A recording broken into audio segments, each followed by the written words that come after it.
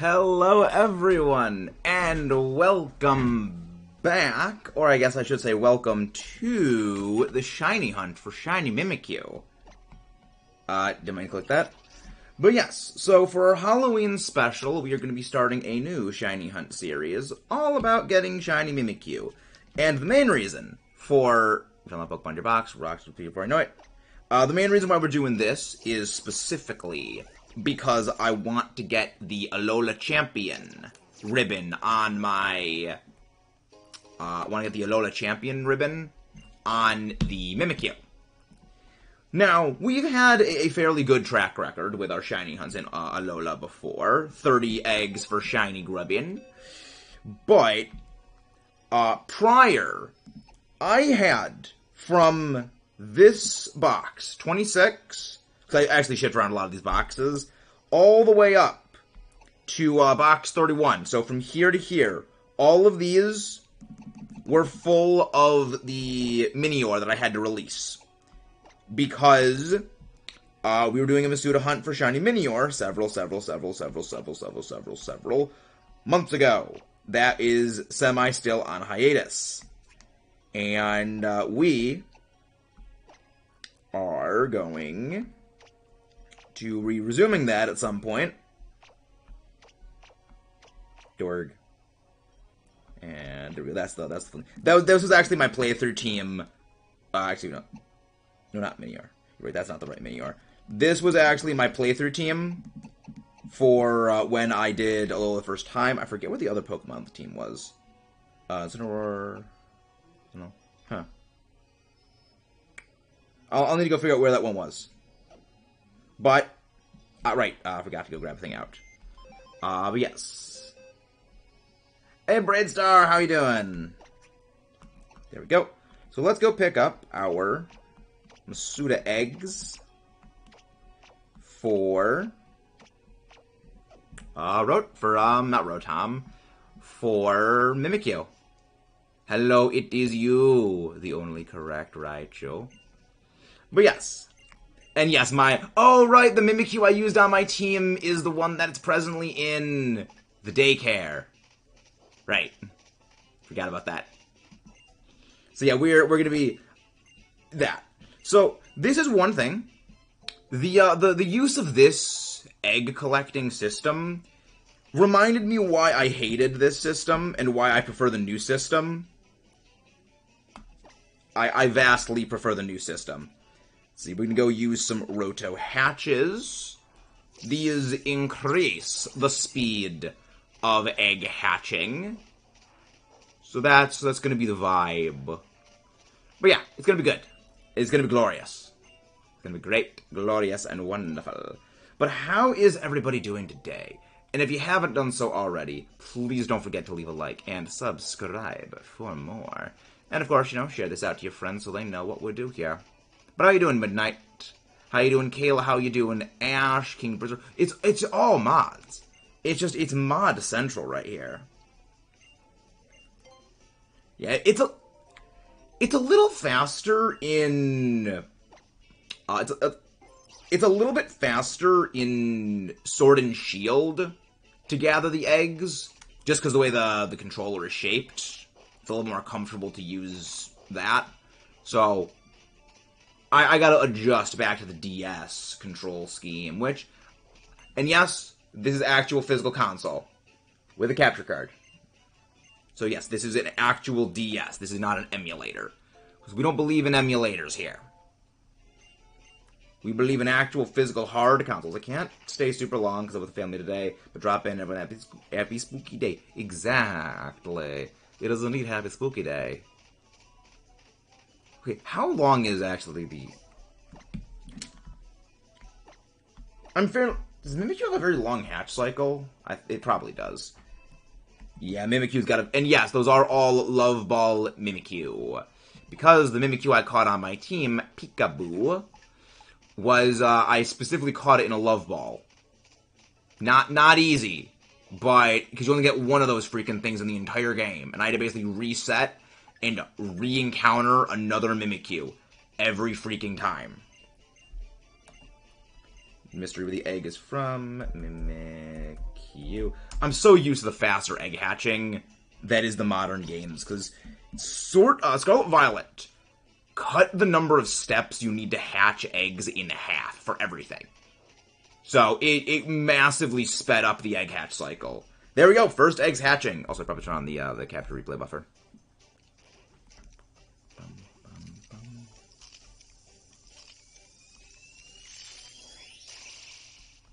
Mimikyu. It's a peekaboo. Except it's not shiny. We have several. Is there a way to turn off nicknames? Actually, there has to be a way to turn off nicknames, because that's gonna make this so much faster. Text speed, fast battle, party mode, party box. Wow. Okay, so you just straight up cannot turn off nicknames. That was something that they added in a later game. Dang. Okay, that's gonna take a little bit. That's gonna be a bit of a thing. All right, egg 2. Mimikyu. It's a peekaboo. It's a little peekaboo.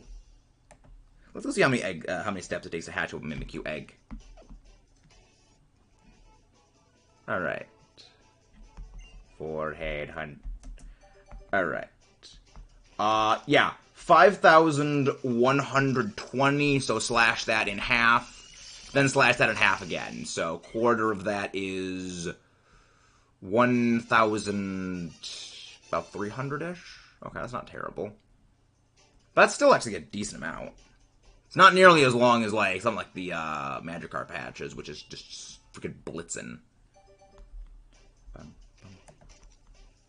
Mimikyu. Hello there, Ghost Smile. Welcome in. We love Mimikyu. We do indeed love Mimikyu. He is good bean. He's very good mean. How you doing, Ghost? And again, guys, please don't forget to leave a like, subscribe for more, and all that generalized stuff and things if you haven't done so already, you wonderful legends. Alright, first 5 eggs. Does not seem to be anything. We love Mimikyu. We do love Mimikyu. Mimikyu is a good friend.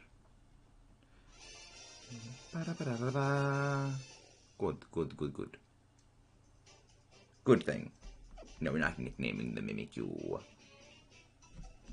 Yes, that is the last of the first batch of eggs. I do not miss needing to go to the PC to constantly switch out the eggs. I do not miss this.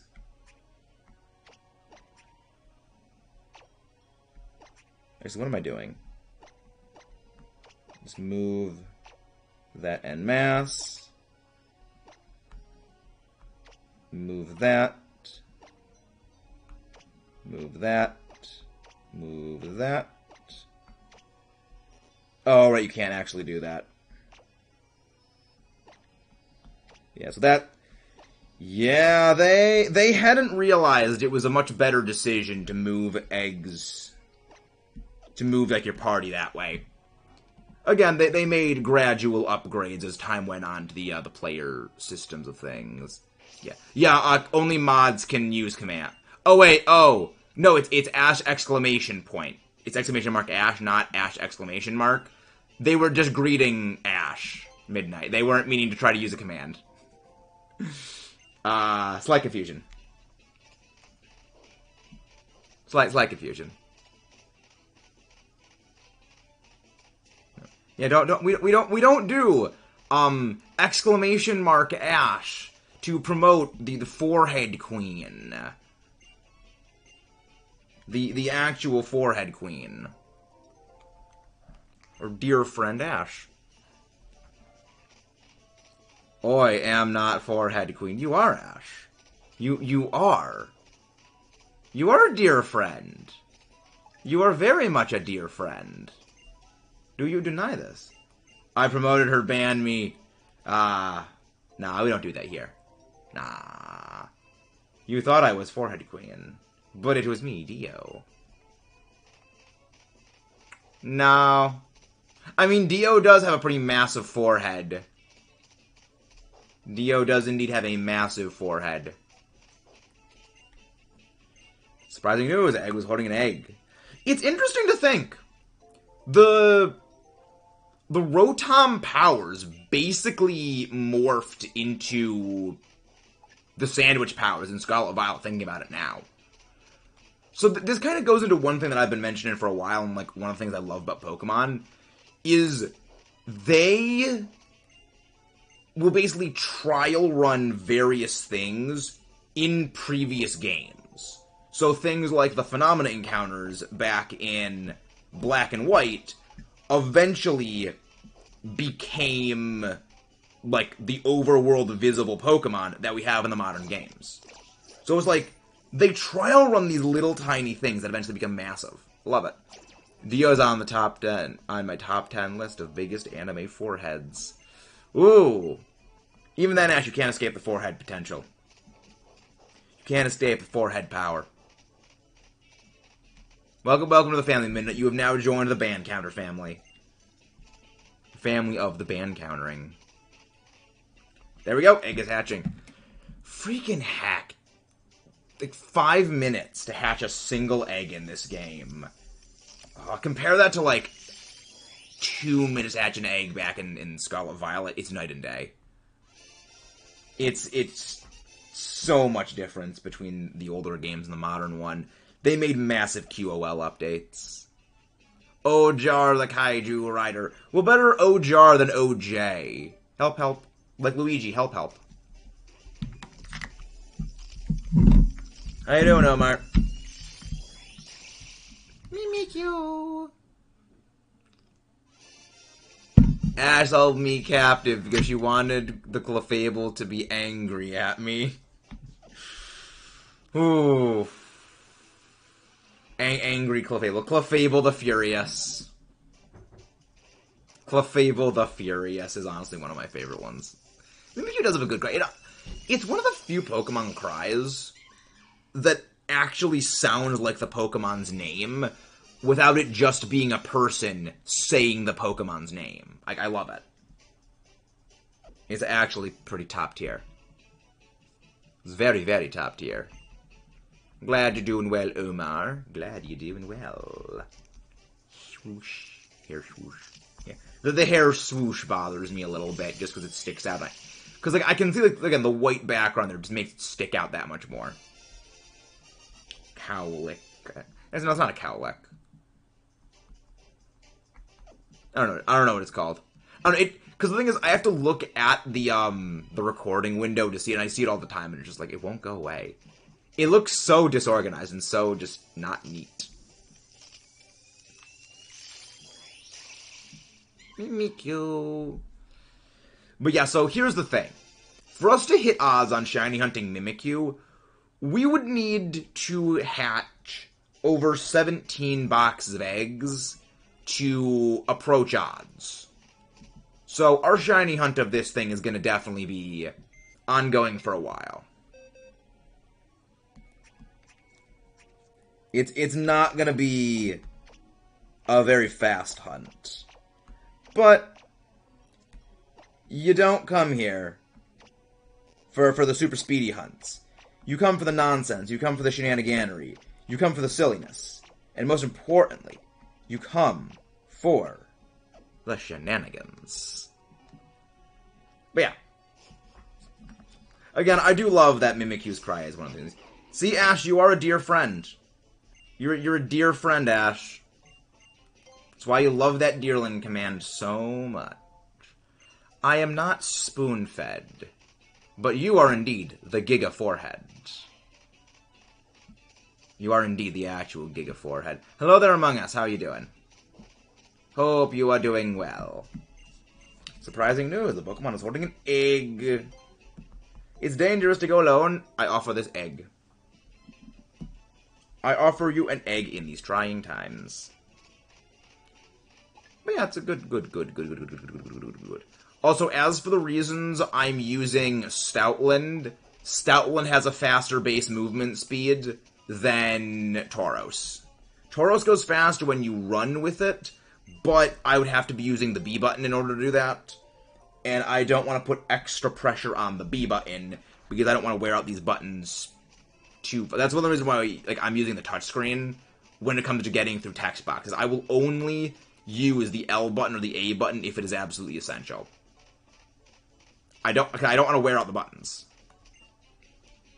Cause I've seen DSs where the buttons get worn out, and I don't want that to happen to this game. Hello there, Quasar. It's been a while. How have you been doing, Quasar? Mimikyu was the only reason I watched the Sun and Moon anime, TBH. Yeah, Acerola's Mimikyu is creepy when you really realize it's actually a ghost Mimikyu. As in, it is the ghost of a Mimikyu. And that just makes it creepy, but also kind of more adorable. So, I like it. I don't know, I liked it. Oh, but also Togedemaru was indeed very adorable. Good, going through searching light roots and pristine weapons. Nice. Nice, Quasar. Delightful. Delight-rootful. You could almost say. Mimikyu. This is indeed the Halloween special. This is the very Halloween special. I don't have any Halloween shirts. So we just go in a normal shirt. Keep finding traps. So, Quasar, here's the thing.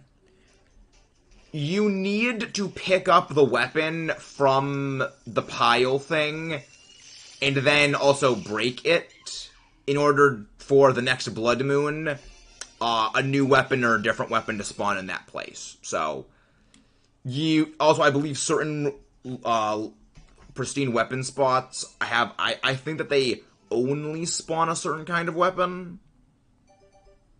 So yeah, so I mean, if you walk into range where it spawns in, it's that way forever. Until you break it. Okay. Good enough.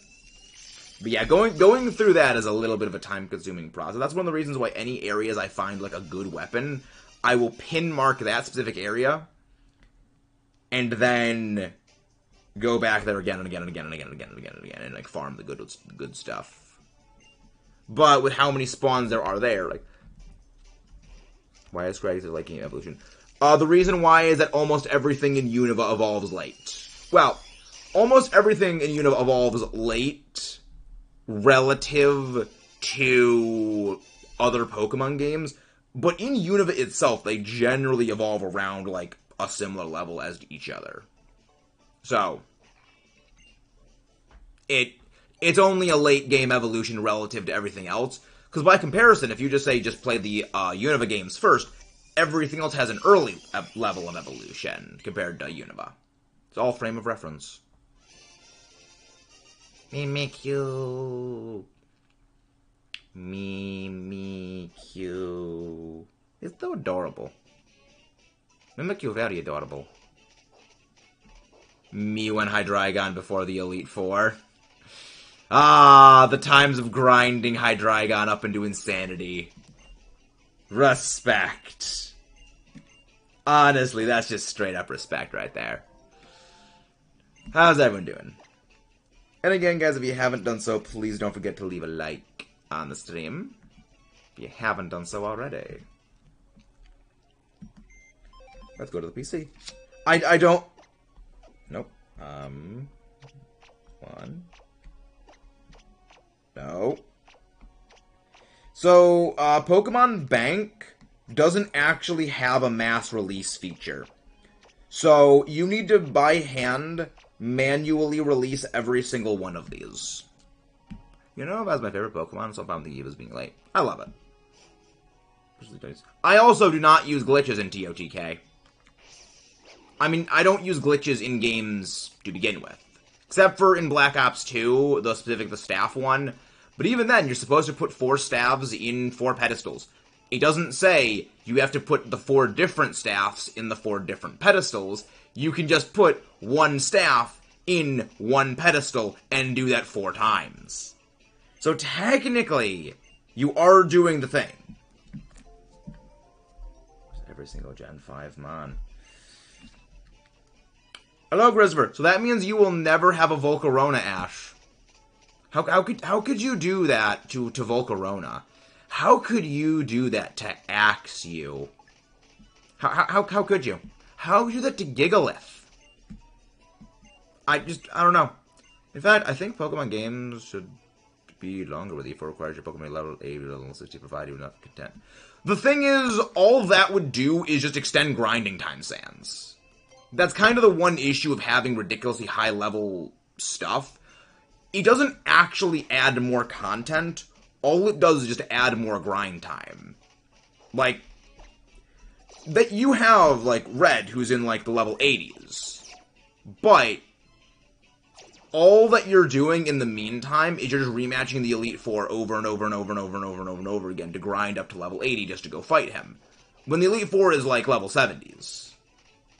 You know, there's really not that much it actually adds. Again, it just adds grind time. Because, like, level scaling doesn't really add significant difficulty. It just adds padding, essentially. Which is one... Hello, Christopher. I'm doing well. Hello, Gaming777. That's the reason why whenever I do, like, Nuzlocke things, I don't do level boosters. Because it doesn't actually increase the difficulty.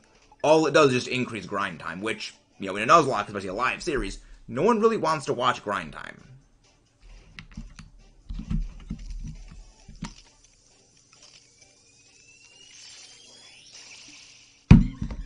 Mimikyu. Also, safe to say I've found more light roots than shrines. Really? I mean, light roots, I would say, are significantly easier to find than shrines. Because light roots, like, stick out like a sore freaking thumb. Because they're all out in the open, more or less. Shrines, they're not. Shrines, you gotta go do, like, a shrine quest for. And with that, we've actually hit our light goal. Hello there, Hockey. How are you doing? Hope you're doing delightful. One of the mods go grab Bros and shows link, please. How are you doing? How is you doing today? And how are you doing this most Halloween? 24. Likewise, what's cooking today? What is cooking today was eggs and bacon earlier. But now nothing is presently cooking. But how's everyone doing? Thank you, Midnight. How's the hunt going? Oh, the hunt's going okay. It's a Masuda hunt back in Ultra Sun, Ultra Moon, so it does take a while to get going. Let's get these shinies. Exactly. Yeah, unless we basically have the same god tier shiny luck we did back when we first hunted for shiny Grubbin, we are probably not going to be getting this today, just because of the base temp hatch rates. Like, you've got about 5 to 6 minutes to hatch one batch of 5 eggs. I uploaded Wonder yesterday, Ash. That means you haven't been into the channel since yesterday. Forehead. Dandori issue. I find killing their Wizropes for good money source. Yeah. Always best to go... Yeah. Hunting down Wizropes is, like, the best way of getting money in TOTK. Because if you just take it to Terry... If you just take the Wizrobe's weapons to Terrytown, they will break off the gems, and you just collect the gems. Sly's so much better at Wonder than me at Wonder. Well, Midnight. We know where Sly's puzzle-solving skills go. They go into his platforming ability. So, we now know why it is he can't do things like evade a tree that is slowly moving towards him. Or a boomerang that is literally coming right back at him, because that's the whole point of a boomerang. Or throwing a bomb barrel against a wall that he could have just get a broken rock for, and blowing himself up. Again, we love Sly, but he's an endless source of comedy for us. Don't even bring up his platforming. Okay, fair. You know what? Fair point. It took Sly 30 minutes to start the water temple.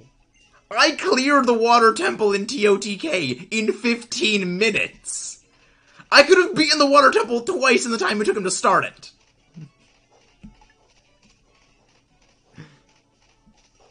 I know, but it also took him it took him, what, like an hour and a half to do it? Though it was fun. It was a fun experience to watch. The Wind Temple, I didn't think was hard. I thought it was just more confusing. And then, it's the Wind Temple's boss is legitimately the easiest boss in the entire game. You do not even need to actually shoot an arrow at it. You can just skydive right through it. Now, of course, you go fire arrows. It's a joke, but it's fun. I love it. Hello, J Games. How you doing? But yeah, I love Colgera's boss fight. Editing is finally almost done. Fun. It is indeed. Well, the thing is, it's literally the coolest boss. It's made of ice. Like, it's literally cool. But as far as difficulty, it is an absolute 0. So, there's that. We make puns here, if you haven't caught on. They're the source of my strength. What are you guys... I mean, I'm basic Mario. I wanted to go Luigi, but here's the thing, I couldn't, because, like, it's Mario game. I have to go Luigi. I have to go Mario. I might switch it up and actually play as Luigi for part of the game, though. 10 hours, just under 6, and I've added nearly everything I needed. Yeah, that's one thing that I love doing whenever I edit videos, Jay, and I'm kind of glad I'm not the only one that does that, is I will see how long all the footage is and then just see how short it comes down to. I don't even play Wonder, so I'll just add a couple. I'm guessing who I play as. Peach, I'm assuming. Or Yoshi? I honestly don't know Midnight.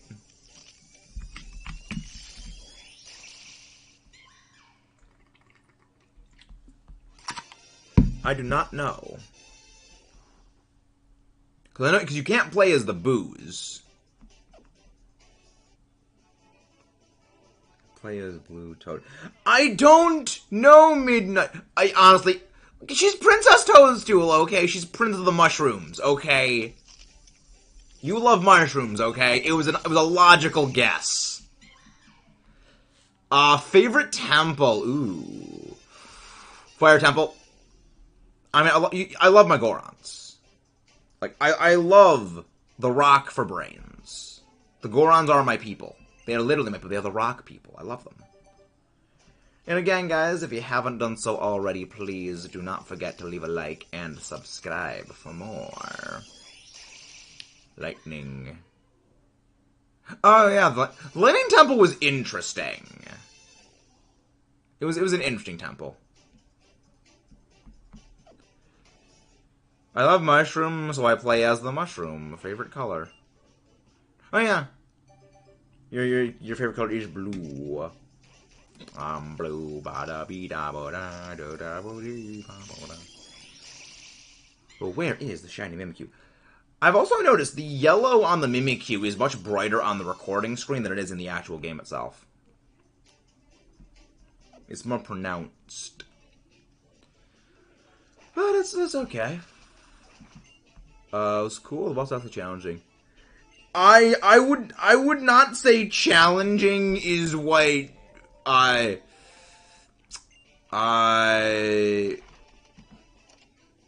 Gibdo Queen was. I would say annoying is more my stance on it, but also I did have Yonobo to literally go bowling ball, which helped. Yonobo went from an absolute loser in regular Breath of the Wild to an actual kind of Chad in Tears of the Kingdom. Yeah, I had trouble with it as well. It was the only boss I actually lost to the first time through. All of the other bosses I was able to beat first try. Gibdo Queen I couldn't because sand lasers. Also because the sand slows your movement speed.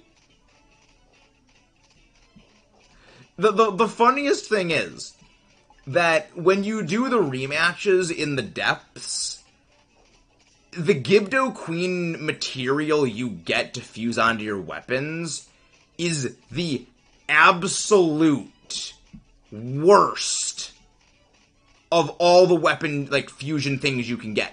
Literally, it just turns your weapon into a fan.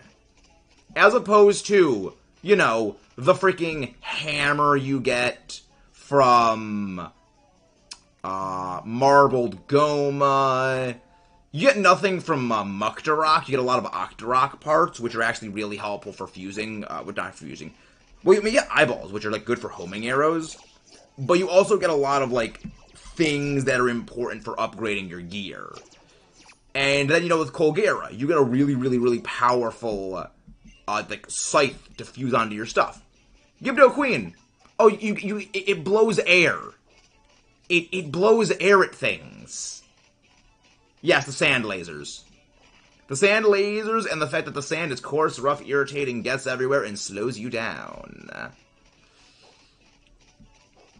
Yeah, I liked the Gibdo Queen fight once I realized, oh, I can just fuse arrows.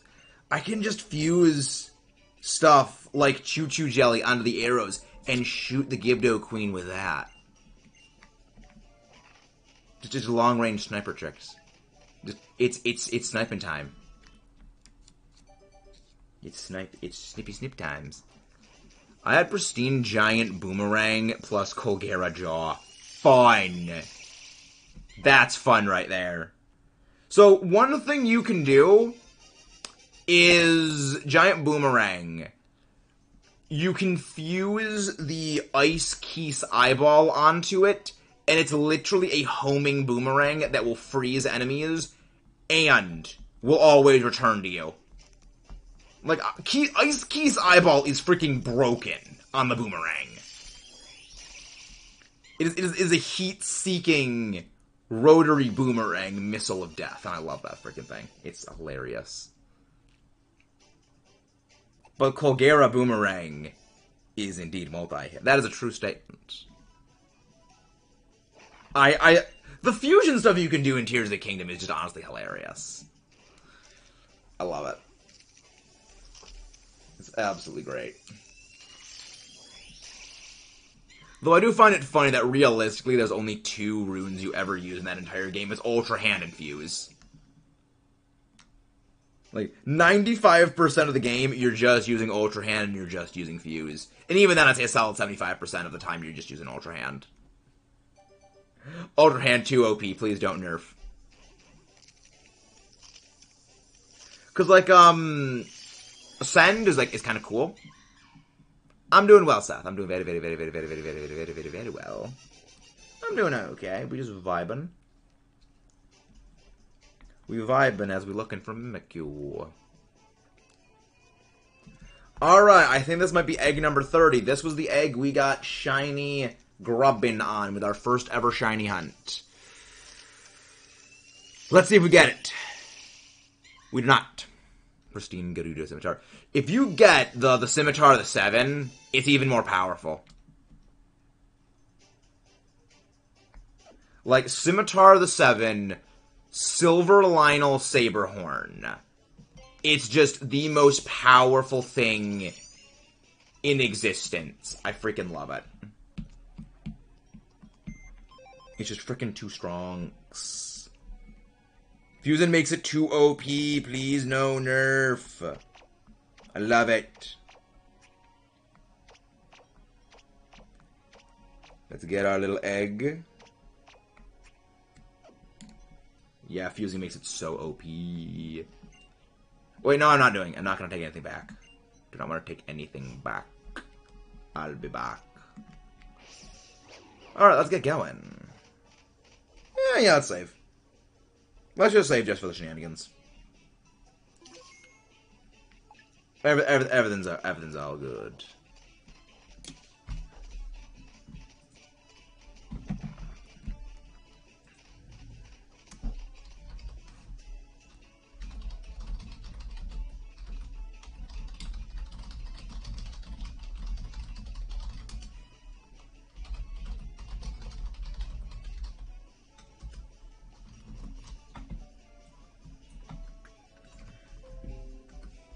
Alright, I tried fusing a Pristine Gerudo Scimitar to a silver boss Bokoblin Horn, did like 90. Yeah, if you use like a silver Lionel Saberhorn, and you fuse that onto the Scimitar of the 7, it's like 130 something, no, it's more than that. It's like 100, maybe 40-something power. It's insane. It's like, it's freaking stronks. Which, honestly, it's worth it considering you need to use, like, 5 diamonds. But, again, it's absolutely heckin' worth it because that is too OP. And anytime it gets damaged, you can just, okay, defuse whatever you're fused onto it, go over to a Rock Octorok, drop it in front of a Rock Octorok, and let the Rock Octorok fix it. It's too OP. Too OP, please no nerf. I love it. Now, Fierce Deity set, nice. Very, very nice. I was always more partial to Tunic of the Wilds set. Because if you use the Tunic of the Wilds set, you get a special damage up that allows you to eat Mighty Foods and have, like, basically +4 damage, not +3. Because if you eat Mighty Foods while wearing any damage up armor, it doesn't stack. So it will only ever cap out at +3 damage.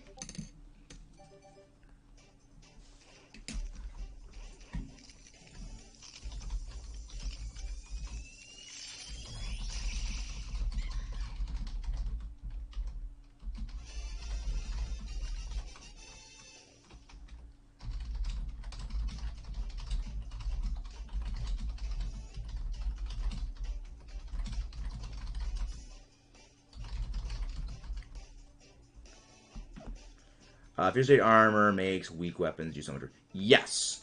That's what Mighty Foods also do. It's basically anything that does attack up does the same thing.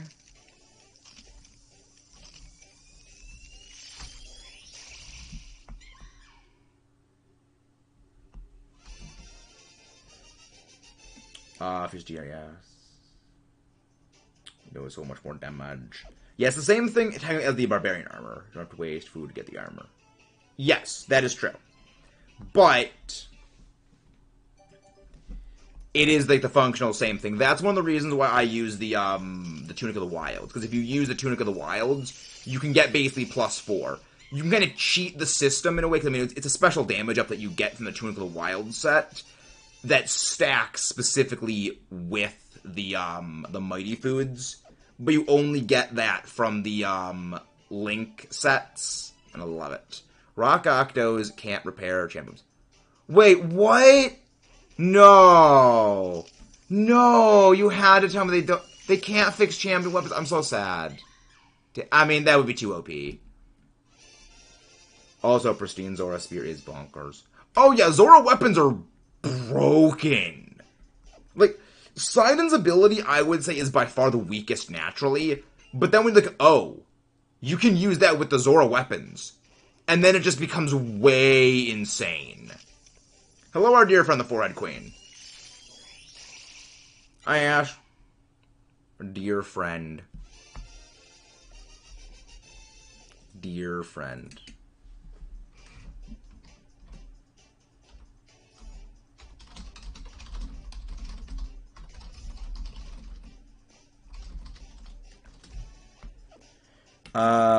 But you can fuse the champion weapons to another.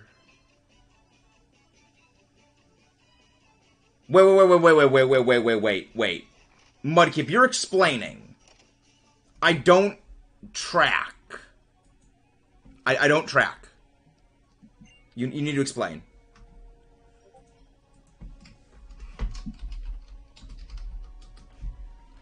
I don't track with what you're saying. I had a Silver Lionel Horn on one, and yeah. Silver Lionel Saber Horns are just freaking insane. But how you doing, Silverus Cerulege? Hope you're doing well. Yeah, none of those are shiny. Mimikyu. Wait, nope, did not go to the thing. Maybe my lurking, making some mac and cheese. Mac and cheese is delicious. It's been a while since I've had some mac and cheese. Killing the Lionel's easy in the end game. Honestly, fighting Lionels was never really particularly hard. If you fuse a champion weapon to another weapon... Really? I thought Rock Octos couldn't repair fused weapons. Because I've tried repairing fused weapons before. Maybe it was I already used that Rock Octorok, that Blood Moon. That probably is what it was. Because you can only use Rock Octos once per Blood Moon. And then you use yeah. I knew about the Unfusing and the Gorons. Yeah, the Rock Armor ones, I have a special way of taking down Rock Armor ones. And that is called Ghost Yunobo. Also Bomb Arrows. Like, I mean, obviously, we all know the correct answer to any problem in Tears of the Kingdom is how many bomb arrows can you throw at it to make the problem go away? I love my bomb arrows. They're great.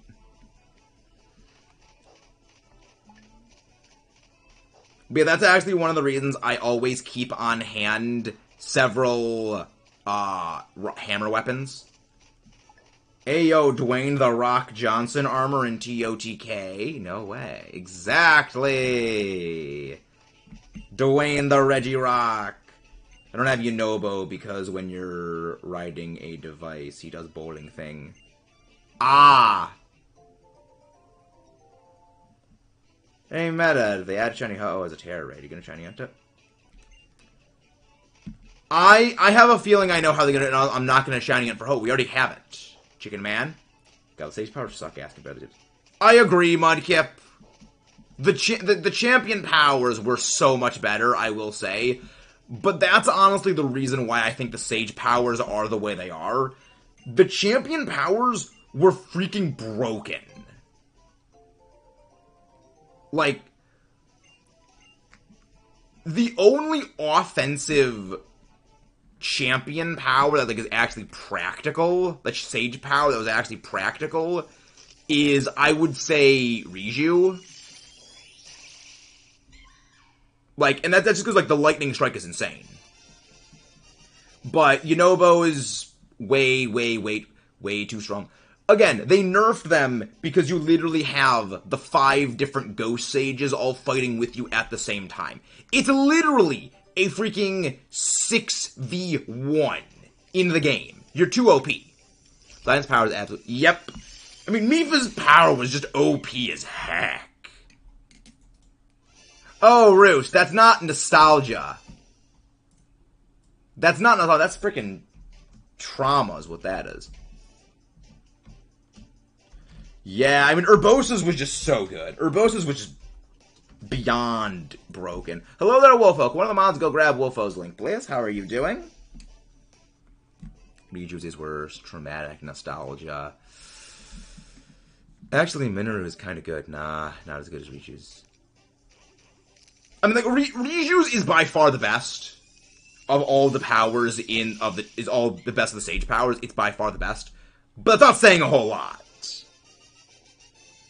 Yeah. Minoru is just rock'em sock'em robots mode. I find them all lame, actually. I don't disagree, Ash. I agree, they're all lame. But the least bad one is Riju. I only ever use Yunobo for, like, breaking open mineral deposits. Like, breaking open mineral deposits or getting through armored enemies. That's all I ever use Ghost Yunobo for. Or to wipe out, like, weak enemies. Because Yunobo, I believe, does technically deal fire damage. So if you use Ghost Yunobo to attack things like Ice Keese or, Ice Choo-Choos, it will instantly kill them. Or Ice Lizalfos. So, Ghost Yunobo is very helpful for that. But again, not great.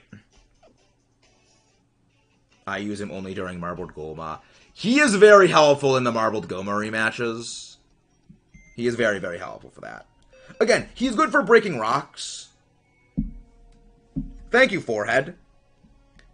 See, unlike you, I do try to learn the specific, actual, scientific names of the things I go against. Not mythical Pokemon or legendary Pokemon.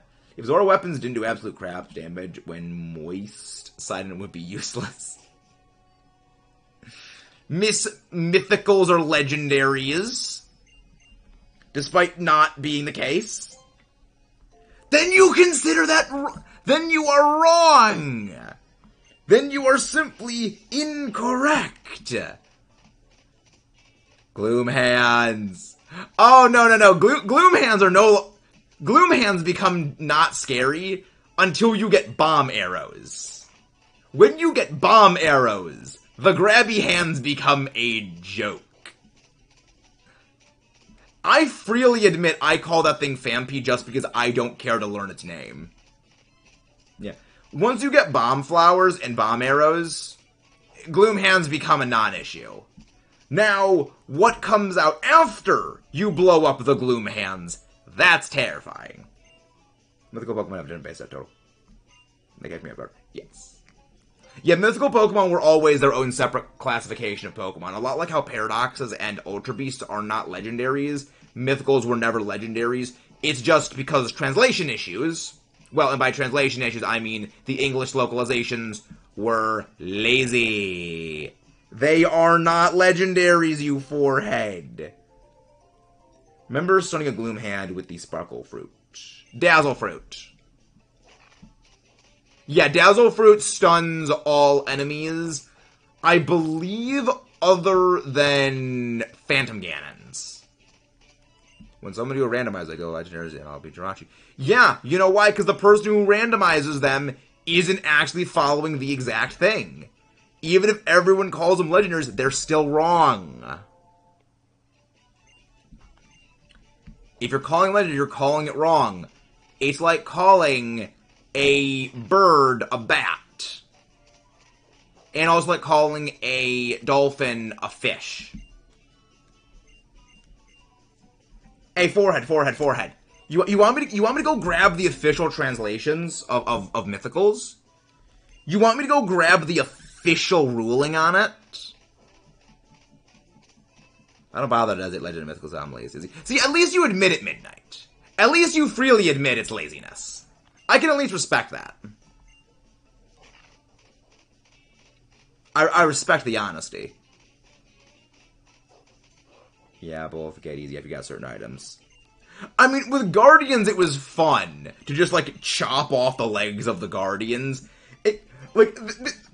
Please tell me if I'm like, this is a terrible thing to do in Breath of the Wild, but one of my favorite things to do in Breath of the Wild is get the Master Sword and just chop off all but one of the legs of the Guardians and just watch the Guardian just try to crawl away with just one of its mechanical Dr. Octopus legs. And just honestly watch them just, it's like, oh, you can't do anything. It's so sad, but so funny. Something also genuinely not sure, like it was a while before I learned Dark was in the Clone Legend example. Basically, if the Pokemon is exclusively from events, asterisk these days, that's a mythical. So Mew, Jirachi, so Mew is Celebi, Jirachi, Deoxys, Darkrai, Shaman, Arceus. Arceus is starting to blow the line of it. Yes, yeah, Darkrai, Arceus, Shaman, Victini, Meloetta, Volcanion, Diancie, Magearna, Zarude, Marshadow, Zirara, I think I already said Zirara. Hoopa, I knew I was forgetting one. I knew I was forgetting one because I don't care for Gen 6. Okay, I didn't know the. Yeah, that's what I said, like, the asterisk is that Deoxys being available also Keldeo, I forgot about Keldeo. Deoxys, Keldeo, and Arceus being available normally. Also Manaphy, Fione as well. Zirara. I don't know how I don't care how to pronounce the thing's name, Ash. Again, I don't bother to learn names. But yeah. Legends Arceus did kind of, like, completely destroy literally the entire thing of a definition of a mythical Pokemon, because you can obtain those things normally without needing a special event. Ash, you can't throw your hands far enough to reach me. You're too short. Yeah, to be honest, I still don't know what's a pseudo. Yeah, basically, if it evolves, it's a pseudo-legendary, and it's based at those. I can get the definitions of them. See, the thing is, I prefer the Japanese term for pseudo-legendary over pseudo-legendary. The Japanese term for the pseudo-legendaries is the 600 Club, which, that just sounds way more frickin' epic than pseudo-legendaries. Like, pseudo-legendaries, okay, that sounds pretty fire. But the 600 Club, that just hits a little different. But yeah, Legends Arceus completely just blasted any semblance of definition for... Yes, Cosmog is a legendary. They have added in a few evolving legendaries. Solvalii type Null, Cosmog, Cosmoem, Solgaleo Lunala. But if its base stat total is 600, it is a 3-stage evolutionary family, and at level 100, it has 1,250,000 experience points. That is a pseudo-legendary. Oh yeah, Cubfu also evolves. I forgot Cubfu existed for a second. Again, you're very logical compared to me, Lennels and the Mythicals. No, it's because I bothered to learn the official definitions, Ash! That's not logical! That's learning the actual terms! That's just learning the names! Yes, Cosmog evolves into legendary. The thing is, it took them, I think, like 2 years, or like, it took them like a year or two to actually say officially, yes, Type Null is a legendary. And to say officially, Solvalii is a legendary. How do you forget the Kung Fu Pandas? I remember Urshifu. I forget Cubfu. There's so many exceptions, I feel like. You got Shiny Eternatus, Zamazenta, all 3 events. Yeah, but you don't get Zacian and Zamazenta exclusively through events. You catch Zacian, Zamazenta, and Eternatus normally in-game. That's what differentiates them.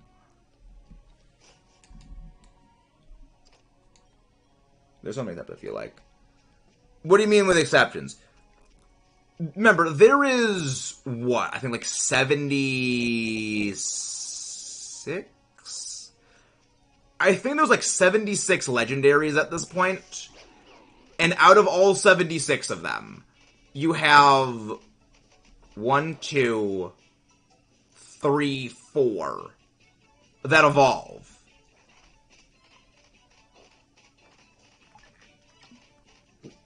I think that's sub 10%. That's like 8% or something like that. Maybe a hot take, but I say I love Solvalii type Null. Honestly, Solvalii type Null underrated, I will say. I like them. Oh, sorry, I'm just doing a conversation. Actually... Exactly. But don't keep track of the terms for a lot of them. Solvalii. I honestly don't know how to pronounce Solvalii's name. Solvalii, Solvali. I don't know how to pronounce his name. It's like silver something. I don't know. I think. I don't know.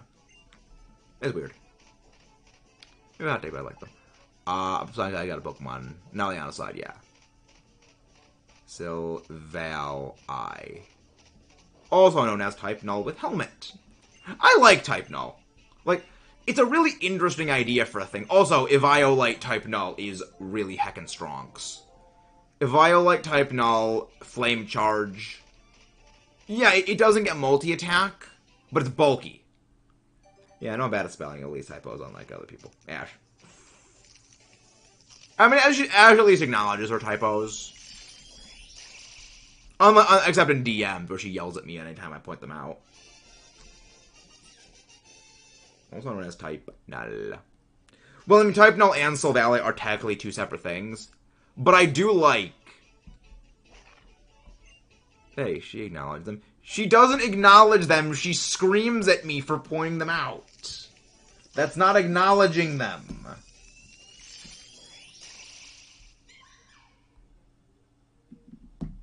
I wouldn't call that acknowledgement.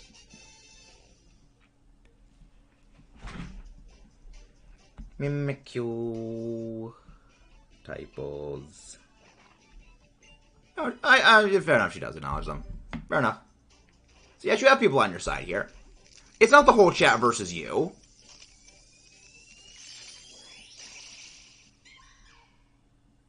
I'll correct my anniversary. Again, I freely acknowledge I'm crap at spelling, Ash. I don't deny I'm bad at words.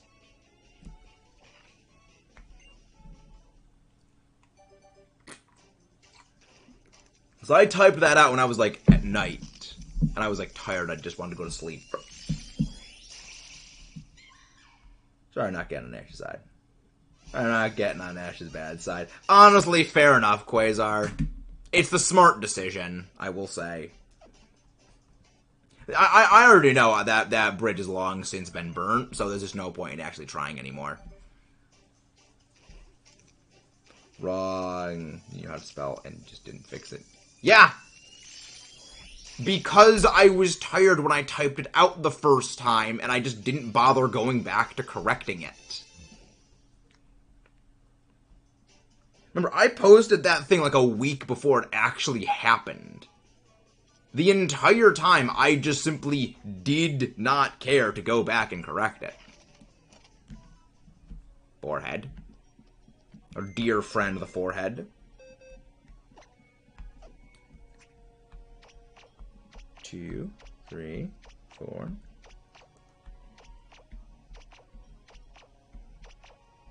Get in. Why? Why was it not going in there? There we go. She's witty, of course. Doesn't want to get on the bad side. Exactly. Got the video exporting now. How long does the whole thing take to export? I'm curious. Ash put in the timeout corner after the bad side. Should be able to post it too. Nice. Sounds like it's not an excuse, Ash. I at least acknowledge it. Egg. Skill egg shoe says 1 hour 45 minutes. You must have a very powerful computer, or it's a not very heavily, like, graphically intensive video. Because that's about how long some of my, like, 30-minute videos can take. So that's... then again, it's probably a much less graphically intensive thing than what I'm using. Because he has, like, Plants vs. Zombies, right? So that could just simply be it's less graphically intensive. Alola. Like, freaking exporting the entire Metroid Dread thing, that full thing was like 6 hours, I think? To export the entire thing, it was something like 8 hours. Like, I literally left that entire thing running when I had, like, I started that thing in the morning on Sunday. And I left it running the entire day. And even then, I just barely had enough time to have it finish before starting, like, streaming. It was insane. Yes, you have a very wrinkly brain, Midnight. Your brain is very, very wrinkly. Don't want to work. Hello, Litsune! Hello, Litsune. How you doing? I am very smooth-brained, Ash. Insult me all you wish. Your insults just slide right off, for my brain is too smooth for them to stick to. And again, guys, if you haven't done so already, please do not forget to leave a like and subscribe for more. Hello there, Jade. Mudkip, I believe. Hey, there's Mudkip! Mudkip, you missed their birthday by 2 days. You missed the day. You missed their birthday by 2 days. Do you want to explain that to everyone else? You want to explain that to that with the Z thing? Your brain is the only wrinkly one here. Oh, Silverless Alpha's horn is one of the coolest used items. I prefer Silver Lionel Saber horns. No, it's money moment, Ash. Unless that's a typo right there. I have my occasional moments, but Midnight is indeed very big brain. Midnight is indeed very, very brain. Yeah. Mudkip donated.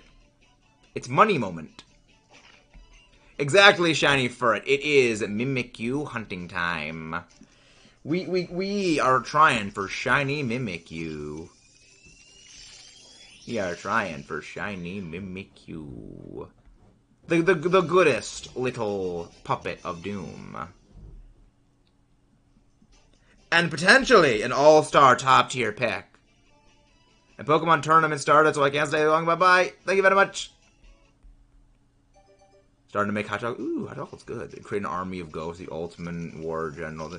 So, well, the thing is, Blorb, what you have just described literally happened in Lord of the Rings. Man, I'm very excited. I hope they're low for DLC 2. Oh, David Doss. David. We've got an entire massive video about, like, the DLC stuff. I think your underselling of things is the underselling of stuff.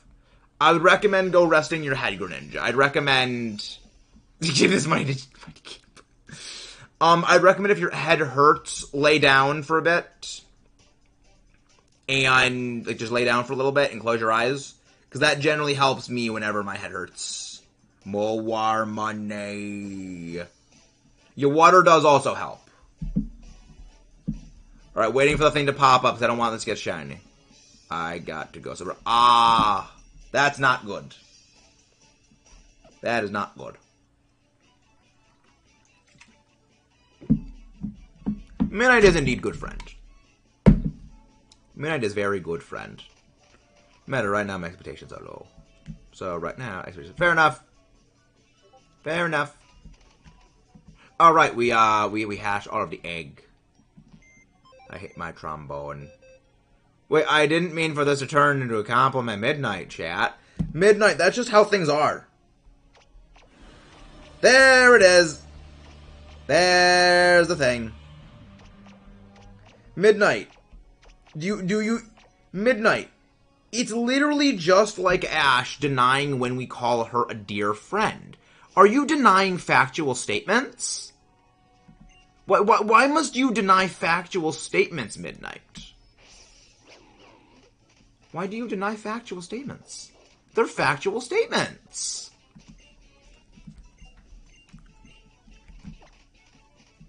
They are indeed factually accurate. Actually facturate. Minute is now the trombone. I could never play instruments, so that's a vibe. Butts are for sitting. Butts are for sitting. Do you want my shiny Giratina? No. We have plans to eventually shiny hunt Giratina at some point. Midnight greater than Ash. I mean, well, the thing is, we know Midnight's taller. So, that math equation probably would work out somewhere. Butts are used for sitting, and hay for horses, exactly. Confuse Midnight speedrun. Confuse Midnight speedrun achieved. Confuse Midnight any percent speedrun accomplished. Photo boosts. Talking to Midnight about the shiny. I'm pretty sure Midnight already has several shiny Giratina. I know she has at least one. Midnight does the video explain DLC stuff. Oh no! There's a part going over what we know about the DLC, and then there's a part of what we know about the game and what they're going to have to do in the DLC because of all the stuff we already know. It is logical deduction. Hey, 5'11", that's terrifying. You are also amazing, Kayla. But yeah, like, the video is gonna be freaking massive. So, okay, you guys can't see all the little chicken scratch on this, but here's the thing. This entire page, all that is the discussion video stuff right there. Alright? This little bit of stuff right there, that chicken scratch, is freaking 6 pages of the Notepad of Doom. You know, you know, the Notepad, the all-powerful, mighty Notepad that enabled the win of the EBL. That is 6 pages of that. The video is not out yet. The video is going to be out probably in like 2 weeks. Because it's going to be pretty big. It is going to take a while to edit, record everything. But yes, it's a big hacking thing. Gonna make my expectations even more low. I mean, it's always good to go in with low expectations. Phone, heck off. It's always good to go in with low expectations, so when it exceeds expectations, it exceeds it even more. Handy dandy notebook from the TV show Blue's Clues? No. What is the handy dandy notepad from Blue's Clues? OMG meta, go one day without doing anything with Pokemon. You have a problem. No, Mudkip, that's just called the algorithm. If I don't do anything Pokemon, the algorithm punishes me. I don't know what Blue's Clues is. I didn't watch shows like that when I was younger. I watched things like Terminator, Alien vs. Predator, Alien, Predator, Godzilla, Transformers, Danny Phantom, Avatar, Star Wars. That's what I watched when I was younger. When I was like 6 and 7, I watched those things. I didn't watch any of those things like Rugrats or SpongeBob. Mimikyu. That's good. I love Transformers. I love Transformers.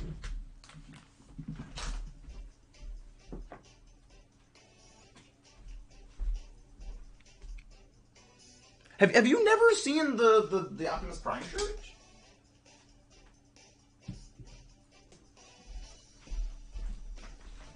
But like, we have an Optimus Prime t-shirt that we wear occasionally. Well, then again, because of the way like the face cam is, you probably can't really see it. But yeah, I love Transformers. I don't even know you're Steve with a handy notepad. Somebody heavens adores the memories of cartoons into this muffin fluffer.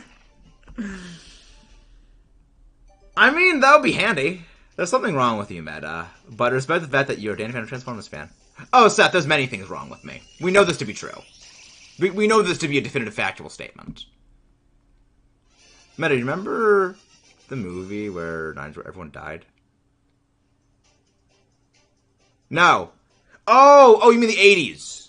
Yeah, that was 1986 is when the Transformers, the movie. Yes, that was the name of it. They killed off basically all of the characters just so they could make a whole bunch of new toys. Because remember, the Transformers entire series was made to sell toys. So, they want to sell more toys, just kill off all the old characters so they get new toys. They just make a whole bunch of new characters so people buy the new toys. That was how it worked. That was how toys like Transformers worked. Don't deep fry Optimus Prime. Yes, we do not deep fry Optimus Prime. Optimus Prime is an absolute legend. We do not deep fry Peter Cullen. But yeah, that's the thing. Get the thing. I still love that they continuously bring Peter Cullen back to voice Optimus Prime every series. I love that. Hey, we're getting rated! Welcome in! McDad McHuff, that's a top tier name. Keith Stroganoff, absolutely top tier name. Maddie Kain, Utopia Disc. Seal Zero. Zen, how you doing? Lion Spear, how you doing? Carly May, Razzie, oh, welcome in. Where is Razzie? Where's Razzle Dazzle then? But welcome in, everyone. If you guys haven't done so, lovely Fire Bouquet, hey, welcome back. Pluto Productions, that's a name right there. Welcome in. How you doing, Zen? Not over a series of access. He's only voiced Optimus Prime in the movies now. He's voiced it in several of the TV shows. Transformers Prime and I think Transformers Robots in Disguise. He also voiced it. Tips Hat, nice to see you. Exactly. Welcome in. Welcome in, everyone. If you guys haven't done so, please don't forget to leave a like and subscribe for more. But hello there. I am MetaMax. Yes, we do a whole bunch of stuff and things on this channel. We do a lot of shiny hunting. We also do a lot of Pokemon competitive battling. We have just recently become the new champion of the Elite Battle League, performing a flawless victory streak. Hey, thank you very much, Utopia Disc, for the subscribe. Which means that we went 7 wins, 0 losses, becoming the new champion of EBL Season 6, going into Season 7 in Scarlet Violet. And with that, we have absolutely shattered the present light goal. Could someone please go grab Razzie's link, please? But how are you doing, all of you wonderful, wonderful raiders? Maybe your favorite Transformer, and don't say about it close by. Oh, no, I was gonna say it's Grimlock. Like, I mean, it was Grimlock or Starscream, and I actually, for once as Halloween, made a Dinobot form Grimlock costume out of cardboard. It was heavy, but going around dressed as a robot T-Rex from outer space was absolutely top tier, even though the costume now is, like, falling apart. And, after the release of the mouse infestation a few years ago, that costume kind of got eaten. So, little sad boy moment about that, but also top tier costume still. But welcome in, Razzie. What were you and Carly May doing? Thank you very much for that. I have a friend going into the Flavorful Tears. Hello there, unknown. How are you doing? We got G1 Prime, Robots in Disguise, 35, yes, another Robots in Disguise. Yeah, there's so many freaking Robots in Disguise TV shows for Transformers. I don't get why they did it. So many of them. Well, then again, the Robots in Disguise is like the tagline of the whole series, so there's that. But welcome in, guys. What were you guys doing over on your end, Carly May and Razzie?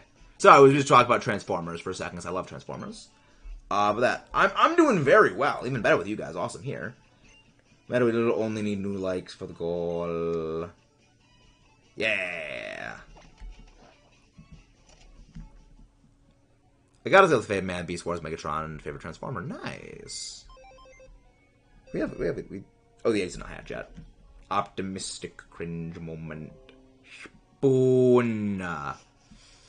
Spoon. Ash's favorite thing in existence. The spoon. Ember! How you doing? How's Ember? But yeah, I gotta go with Beast Wars Megatron. I'm pretty sure Beast Wars Megatron's voice actor voiced Optimus Prime in Transformers Animated. Which is hilarious. Because just, like, imagining Optimus Prime being voiced by someone who voiced Megatron before is great. Yes, I saw Rise of the Beasts. I did see it. I enjoyed it. Like, the only thing is, when are they gonna freaking reboot the Transformers movies? Like, they have already just completely shattered the continuity of the existing movies. They have to reboot it at some point. Oh, nice. Doing some ghost hunts. Got Mimikyu, Phantom, and Drifloon. Fine. Yeah, Ultra Sun, Ultra Moon. The main reason for that Dark Void is when I get this shiny Mimikyu, I want to be able to get the Alola Champion ribbon on my Mimikyu. Because, I mean, getting a marked shiny Mimikyu in Scarlet Violet, top tier. It's great. But something about a Love Ball Mimikyu shiny back in good old Ultra Sun, Ultra Moon, with the Alola mark, hits a little different for me. And Max is a candidate. The Adore the Transformers, like almost 90 Transformer figures, and that's a lot. Hey, thank you very much for the subscribe, Dark Void. Thank you very much for that. Chivalry is truly dead. Nah. I mean, I love the Transformers figures. I've got a whole bunch of them in the basement. I have Jetfire, Revenge of the Fallen, Jetfire, Revenge of the Fallen, Optimus Prime, which I love that you can actually do Jet Optimus Prime with those two figures. Megatron from the Revenge of the Fallen. Two different figures of Starscream. Love Starscream. Love those movies. Above message, Monkey. Chivalry is dead. Why am I here? Well, technically, Cerulege is a ghost. So, you could say Chivalry is dead because you are technically a ghost. I mean, that's the way my math... I mean, that's how math works, right? I think that's just how math works. But there we go. Also, Ash, Forehead Queen, can you go grab the link to the EBL playlist, EBL Season 6? Because, would recommend giving that a watch. That it is basically, I love Pokemon battling. I love shiny hunting, I love a lot of stuff with Pokemon. But the Elite Battle League is basically a battle league between me and a couple of other Pokemon YouTubers. And, we are the new champion. So going into Season 7 is going to be a bit hectic for me. Because I'm going to be defending my champion spot in Season 7. Poison gas plus volatile rock, delicious meat preservation rock. Well, that's not how sodium is. Sodium's not a rock. Sodium's a metal. Sodium is a metal. And it isn't just volatile. It causes explosion in water. We do love Mimikyu. Personally, I have to go with the goat being Bumblebee's favorite Transformer. Yeah, Bumblebee was always, like, it hits different, yeah.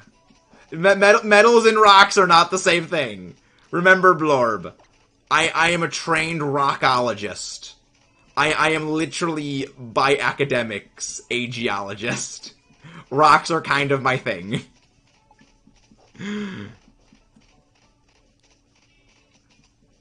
No, it's not volatile. Volatile means it's prone to changing states of matter very quickly. But the reason why is because in water, it bonds with water. It gives off hydrogen gas. But bonding with water makes a lot of heat. And it causes the hydrogen gas to explode. So it does technically explode in water, but explodes in water because it causes the hydrogen gas to combust. Yeah, I have to go with the leader class Optimus Prime. It was glorious. I got it last year for Christmas. Yeah, my brother and I, we got... Yeah, my brother got the leader class Optimus Prime, I believe, for Christmas that year. And then I got Jetfire for my birthday, which was like 4 months after Christmas. Yeah. It's a little bit problematic to keep him in that form, because, like, I owned one, he owned the other, so I was like, where do we put it?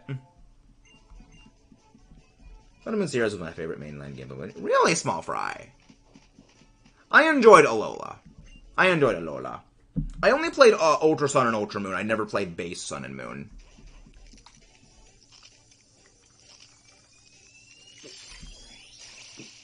As a person who explodes in water, can confirm.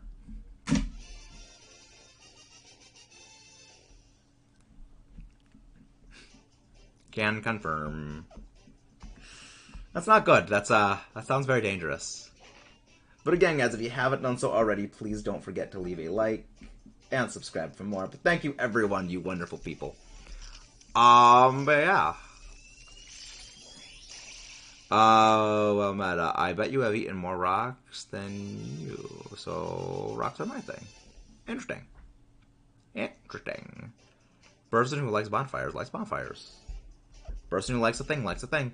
Just like the, you can use a... Wait, is Mudkip still here? Mudkip, what's that? You can use, the 8-tumble lock to open the lock. What was that phrase that the guy says again? I don't remember it. Because my brain's a frickin' sieve. My brain is just like Swiss cheese. Stuff goes in and just immediately goes out. It doesn't retain anything. It doesn't hold... It's not like a sponge. It doesn't hold water. As also like Zoroark. I love Zoroark. Like, as a person who does a thing, I do indeed that thing. Exactly. As a person who breathes water, as a person who breathes air, I do indeed breathe air. Factually accurate statements, everyone. Actually, factually correct.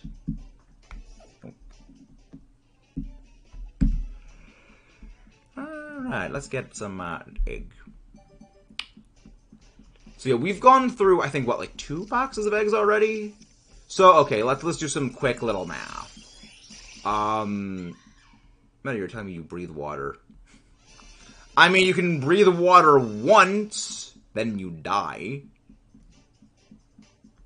But technically, you could say that.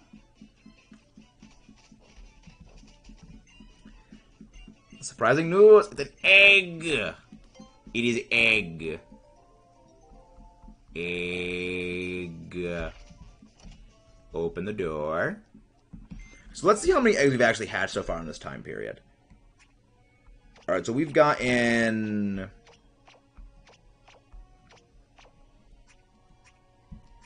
Okay, so 2 boxes, 60 eggs, plus 10, so 70 eggs in about 80 minutes.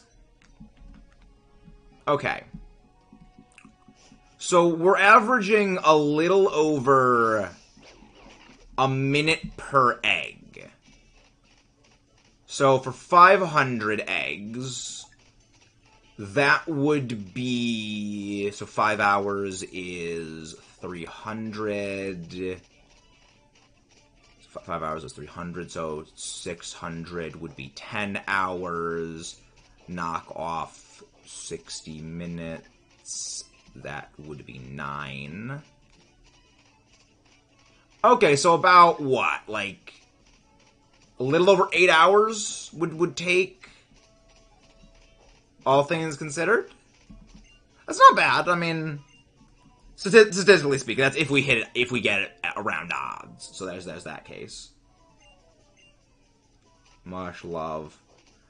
I mean, my brain is mush, so the math checks out, Midnight. Yeah, you'll find that I randomly do, like, back-of-the-envelope math in my head when it comes to, like, hatching egg rates.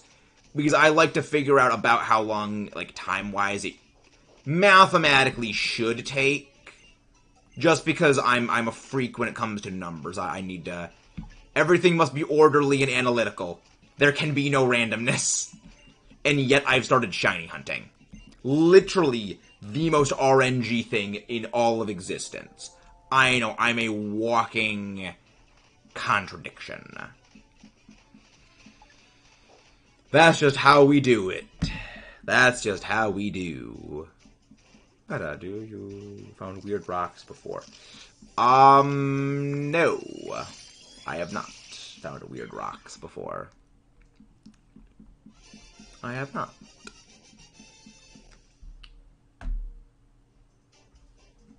Yet. I mean, I found, like, a rock, I believe, with a small fossil in it once. Which was that. Which was the thing. There's, like, a small, tiny one. And it was, like, a thing. It was cool. Yeah, rocks are neat. I mean, again, we are literally standing on top of a giant rock. So. Always appreciate rocks. Just remember... Physicist screws up. Creative black hole. Biologist screws up. Killer virus.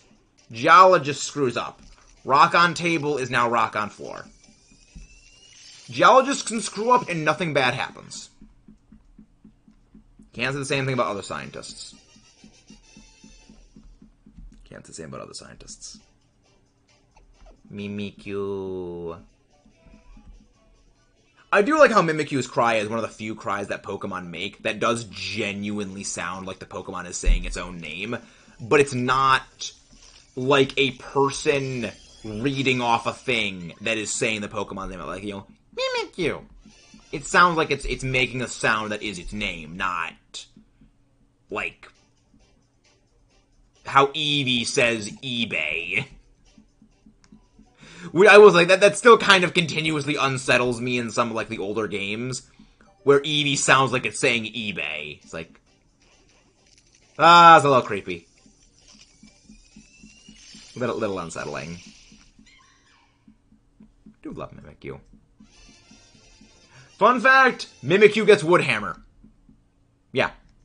The fact Mimikyu gets Woodhammer, I love, where I just choose to imagine it just grabs the tail and just bonks you over the head. Angry little puppet gremlin. I love the thing. It's adorable. So, there is an alternate universe where Clefairy stayed the mascot Pokemon of Pokemon, and Mimikyu is an electric ghost type that is wearing a plushy Clefairy costume. That is an alternate universe that does exist. Most games, I don't think Pikachu says Pikachu when he says... Yes. They actually have changed that. With Gen 9, they've actually gone back to Pikachu using its, like, Gen 6 and earlier cry. Same with Eevee. They no longer do, like, the anime voice sound effect. Which I do like that they did, because I like for the consistency. Hey! Light goal hit. Thank you very much, lucky viewer number 40. Thank you very much for that. And again, guys, if you haven't done so, please don't forget to leave a like and subscribe for more. Let's go 48. Honestly, this has been one of our best streams we've ever had. Like, we generally don't do this well for streams. The alternate universe Mimikyu concept is hilarious. Yeah! Like, that exists! Also, can someone please go clip that and send that to me in DMs? Or just post that in the meta out of context bin on the Discord server? Because I want to consult that for future purposes. Who knows, if I ever know someone who makes a fake fan-made Pokemon game, that could be a Fakemon concept. Who knows? You never know. I do love all the artwork that people do of, like, Mimikyu costumes of other Pokemon. I adore them. It's just... Like, I mean, I might love stuff like Halo, Transformers, Godzilla, Alien, Predator, Terminator. Like, I love all that stuff. But I am a sucker for cute things. I love adorable stuff. It's a weakness. You could call it a skill issue.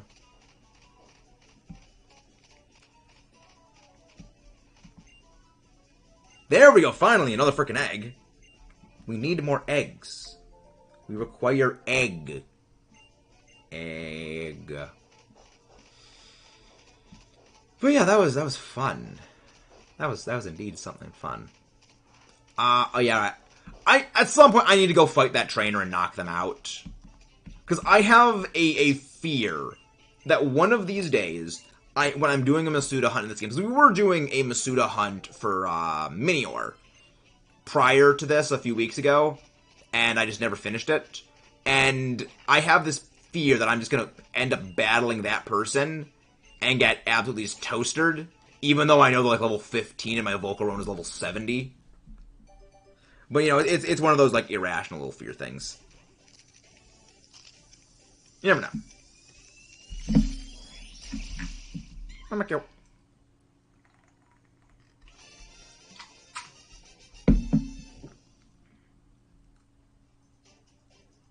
No. I know you could turn off the nickname feature. One of the good things that QOL updates that Sword and Shield did, well, that's Scarlet Violet that did that. No, Sword and Shield did that because of the ongoing Duraludon shiny hunt that we have. We have that. Mimikyu. Mimikyu. Nope. Nope. There we go. Yeah, that's a plan. Yeah. Okay. Would this work? I guess that would work. Well, you can't really see what it is. That's it. I guess if it was closer, we could probably see it. I need to get a better shelf for stuff over there at some point. Yeah, because the awkward part is I would love to put another shelf for other figures and stuff over there. The problem is that there's an electrical outlet right near it. That I need that outlet for a power strip that's right next to my PC that kind of powers the PC. So I can't put up a giant thing right there. But that's plans for future Maxes to figure out. And there's also a window right next to it too that I can't have the stuff in front of too big. So it's little problems. We're figuring stuff out. We've got stuff and plans and things. Mimikyu. Mimikyu. That's adorable. Yeah, I used Mimikyu on my second playthrough of Ultra Moon entirely because when I went to fight Ultra Necrozma, I was like, I want to have something to clown on Ultra Necrozma because you actually cannot. Let her blind in Paldea.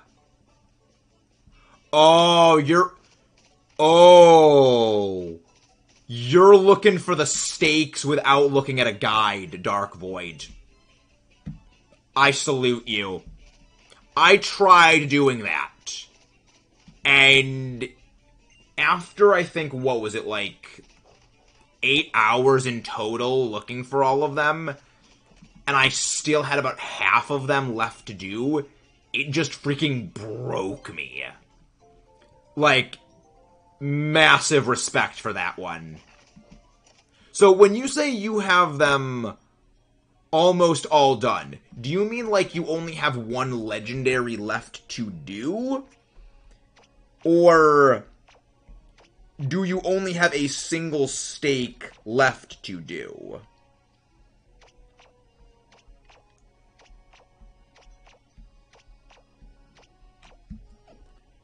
One legendary. So how many stakes for that legendary do you have? Because I remember when I figured out... Because I remember one thing that I figured out with the, So two more down left. Wow, freaking amazing. Because I know for me, when I was hunting the thing, I figured out that the divisions of where the Pokemon were basically the cardinal directions. So basically a T-cross like that. That was where all the stakes were. So, okay, I only have to look on a quarter of the entire map, minus, well, technically, maybe 20% of the entire map, because Area 0, the giant crater of Paldea, eats up a good amount of that area, and then you got, the towns where obviously the stakes are not at. And so that's basically the logical deduction. But there was one other thing about all of the stake locations, save for one. Yeah, they're all in the different quarters of the Paldea. But also there was one other thing about all of the stake locations, aside from one, that I noticed there was a very big pattern for. And so what is the pattern you have seen? Because the pattern that I remember seeing, I don't know if it's the same one you saw. Because there could be multiple patterns, and I only picked up on one. I love that they did that. Relatively in the same. Yes. Yeah, they are... Well, remember, each legendary is on one different quadrant of the map. So it makes it that they wouldn't have, the legendary that's in, the first northwest quarter of the game. They're not going to have the stakes for it be all the way in the southeast. Yeah. I mean, there was one other pattern that I noticed when it came to the locations of them.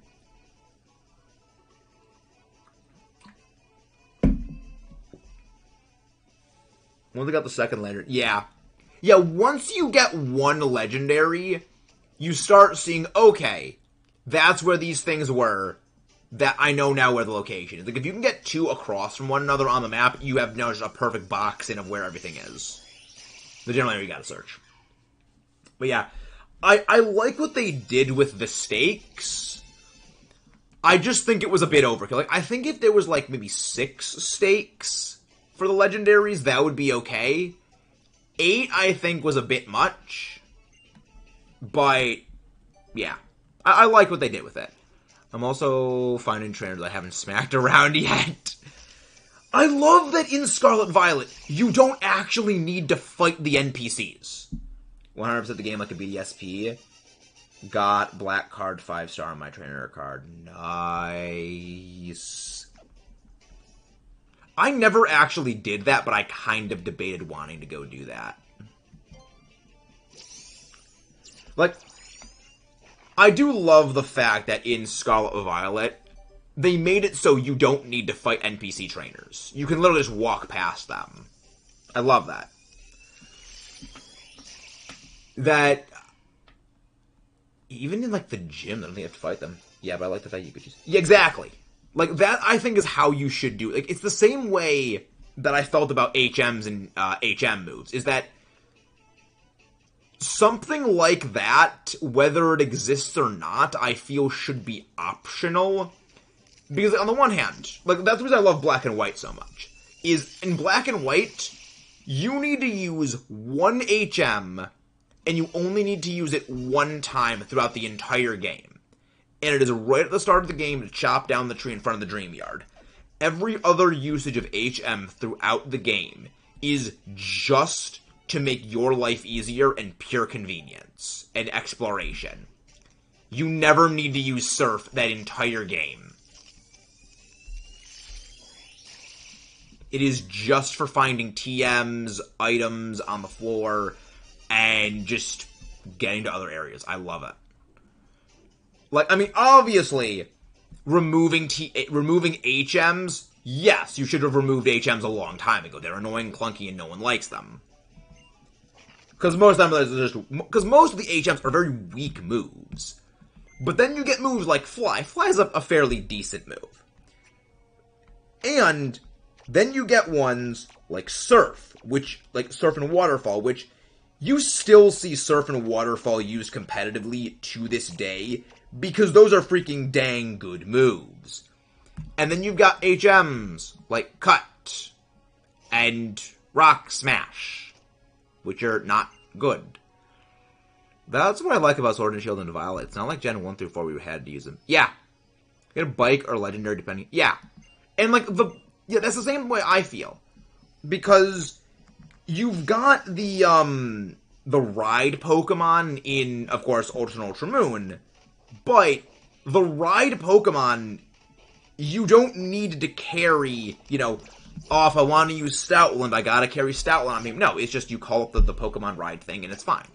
You don't need to carry it around. And that's why, like, with BDSP, you don't need to use HMs. You just have the HM Poketch app that just lets you do whatever you want whenever you need to. It's like, that's QOL updates. I like that. Get a Bike or a Legendary, depending on what you... Well, technically the Bike is a Legendary. The Bike is your Legendary. But yeah, just removing HMs was one of the best decisions they've ever made. And I'm so glad. That's the main reason why when we get remakes of Gen 5, if they ever come, and remakes of Generation 6, if and when they ever come, it's gonna be super jarring for people when it's like, wait, what are these HM things? Then again, in Let's Go Pikachu, Let's Go Eevee, they did have secret techniques which completely replaced TMs and replaced HM, so there's that. Random Bidoof comes out that helps the BDSP. Bidoof's a 2 out of Pokemon. Yeah, Bidoof literally just comes out of nowhere to punch a rock. Like, the thing is, if I was there and that happened, I'd be terrified. Because, like, why did this random Pokemon just come out of nowhere and literally punch a rock? I mean, I needed its help, but, like, scary. Like, just a Staraptor just come out of nowhere to pick you up and carry you off wherever you need to go. It's like, thank you, but also scary. That's terrifying. Again, Pokemon are terrifying things. We think they're cute and friendly when they could absolutely destroy us if they wanted. Something where a Bidoof broke out of the Master Ball, like we edited. Yeah. The Master Ball does not fail. The Master Ball simply bypasses all catch checks to automatically catch. Like, it is not possible for the Master Ball to fail. Lamau, same, exactly. Yeah, unless you're in the Pokemon anime, nothing can break out of the Master Ball. Mimikyu. Where, like, didn't Whiscash freaking eat the Master Ball in the anime? Can't wait to the news. Yeah, the Indigo Disc is going to be something interesting. We've actually got a video coming out in about 2 weeks that's actually going to be going over, like, the stuff we... Basically, it's going to be... This is the stuff we know about the Indigo Disc.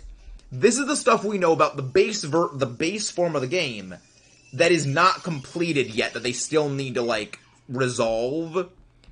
And this is the stuff that we know is going to need to be in the DLC based on the stuff that came before it.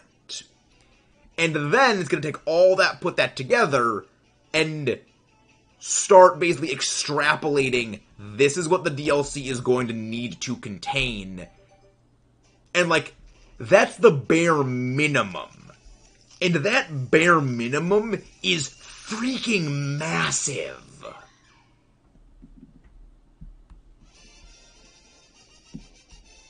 Which is just amazing. I love it. So we should actually just throw up outside of base and remove them. Remove them from existence. Just absolutely deleted. Yeah, just pure deletion. Beep beep deletion. Alright. Whiscash amuses me.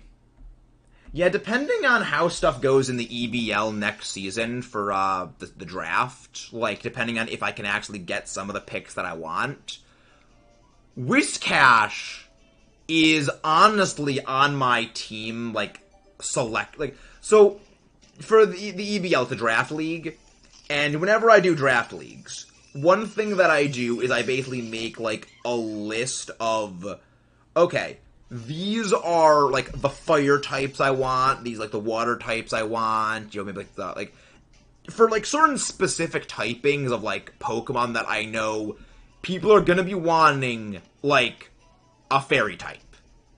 I have, like, have a list of, like, okay, this is the order of importance of, like, the fairy types for me, what one do I want the most? And then just basically go backwards from that. And then others where it's like, okay, this is the order of importance for, like, certain other typings. Where I do that, like, water for me. There's a few water types on the list, and one of those water types that's actually fairly high on the list is actually Whiscash.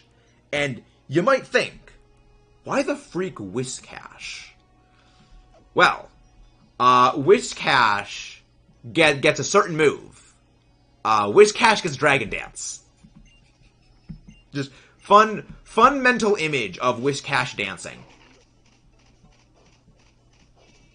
Like, just funny thing. Hydration, rest, and Dragon Dance.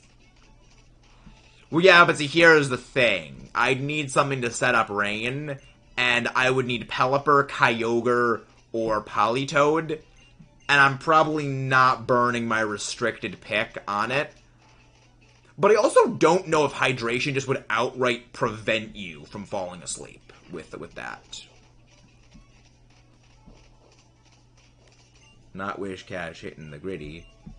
But yeah, no, I got plans for Whiscash in the EBL season. I got ideas. But yeah, it's gonna be interesting. Hydration. Really, it does. I mean, I've never used Hydration Rest, because I've actually never used a Whiscash before. But yeah, there's a fair few EBL, like, because next season, I want to start running some shenanigans. Because, like, last season, I ran Zacian, I ran Dragon Dance Gyarados, I ran Dialga, I ran, like, the most basic Tech Grimmsnarl you could ever imagine. I ran very, very basic teams. I want to try some shenanigans and some silliness next season. Because, like, I've seen draft leagues where frickin' Whiscash goes absolute ham on people. Because you don't expect the catfish to start dancing and then obliterate everything. And, like, I want to see that. I want to see those shenanigans go. I want to see those shenanigans pop off. But also, not gonna lie, when you said hydration, rest, dragon dance, I thought you said Hydreigon, rest, dragon dance. Because as we all know, I have skill issues. I believe we saw Togekiss was going to be in the Indigo Disc update. But yeah, I hope Togekiss will be there as well, because Togekiss is my second favorite Pokemon. I love Togekiss. We are big fans. That's the only missing in my complete team. Hand sanitizer issue. Factual statements. I mean, I'm hoping Excadrill returns, because I love my Sand teams. Sand Hyper Offense in competitive is literally my bread and butter. And without Excadrill, Tyranitar is just kind of having a hard time.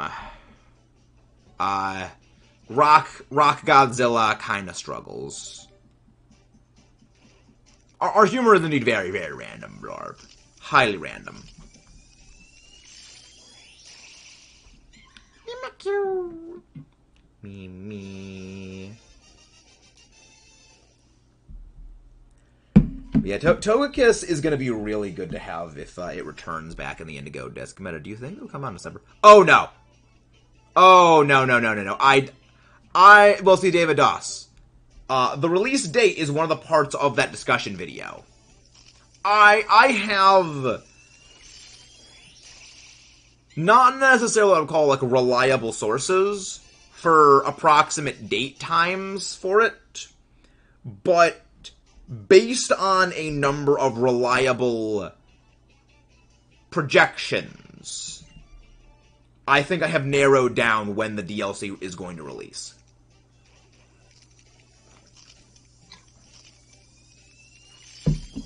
The whole squad laughing.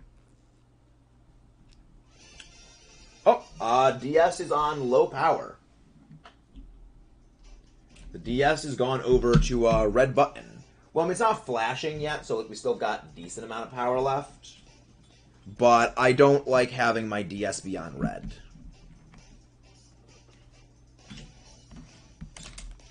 There we go. We are charging. Timid max speed, attack Infernape, U-turn is underrated Pivotmon. That was one of the standard Infernape plays. One of the very, very standard Infernape. I mean, I love Infernape. Literally my favorite starter. Hello there, Amazon. How are you doing? Our good friend, Mr. Amazon Gaming. And again, guys, if you haven't done so, please don't forget to leave a like and subscribe for more. But how are you doing? How is this fine Halloween doing for you? Alola. Alola. Wyo Yoda. Tippy Egg. Fernape is second worst starter. Fighting words, Amazon! Fighting words! Them. Well, okay. You can redeem yourself. But what would you say is the best ones? Because you're gonna need to elaborate, or we're gonna have some problems, buddy.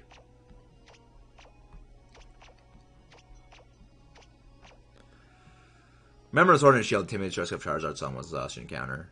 He has a pretty big forehead. Infernape top starter ammo.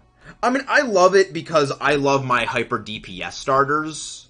Like, I like my glass cannons. I like the starters that you can send out, smooth brain, go burr, and just go all out attack.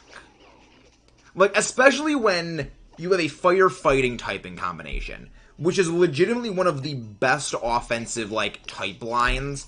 Because you have so much type coverage. You hit Grass, bug, ice, rock, steel, normal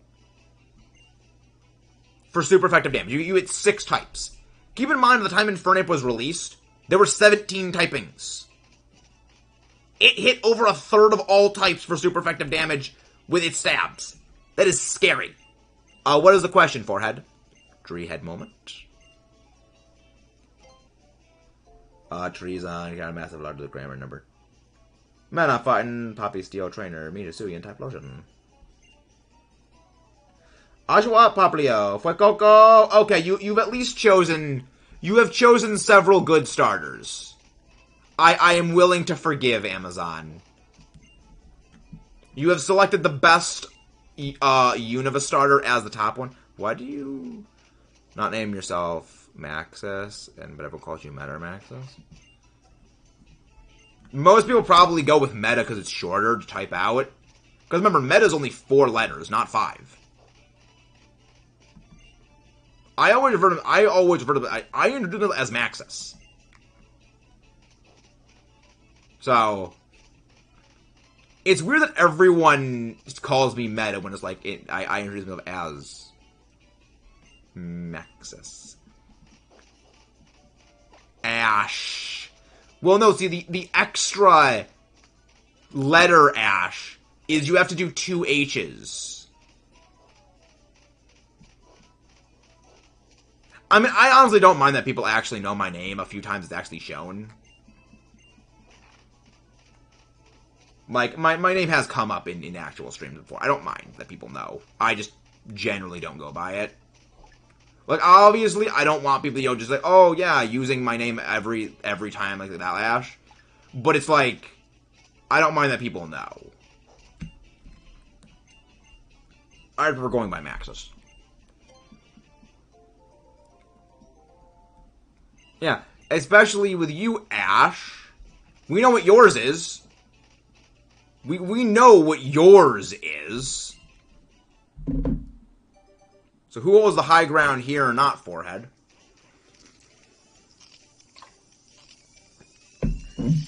Your real name is indeed Spinarak, which is why it's your favorite Pokemon. You love Spinarak. Spinarakius? Legends Spinarakius? Spinarakius. Spinarchaeus? I don't know what would make me more comfortable. Online people address me by a real name or the other way around. I mean, I know people who IRL do call me Meta or call me Maxis. And I know people online who call me by my real name. I actually don't have an issue with it because I've got... I mean, granted, again, it's like 2 years it's been going on for. So, I'm not, like, it doesn't bother me.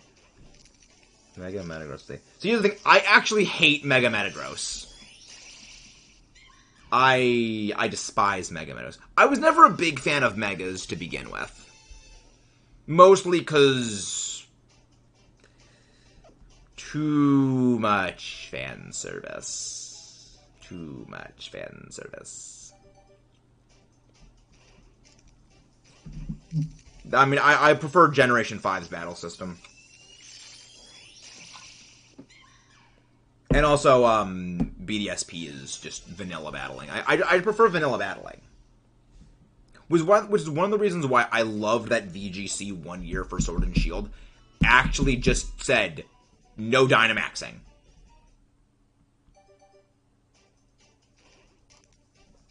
So, like, I do love the fact that they actually did I think it was like 2 months where just there was no Dynamaxing allowed in the format, and everyone loved it.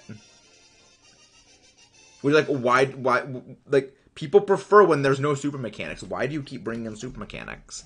I prefer not transformations, but Megas if I had to choose. Yeah, for me, honestly, it was Dynamaxing was for me which one it was. Purely because when it came to Dynamaxing, there was a lot of different ways you could handle a Dynamax.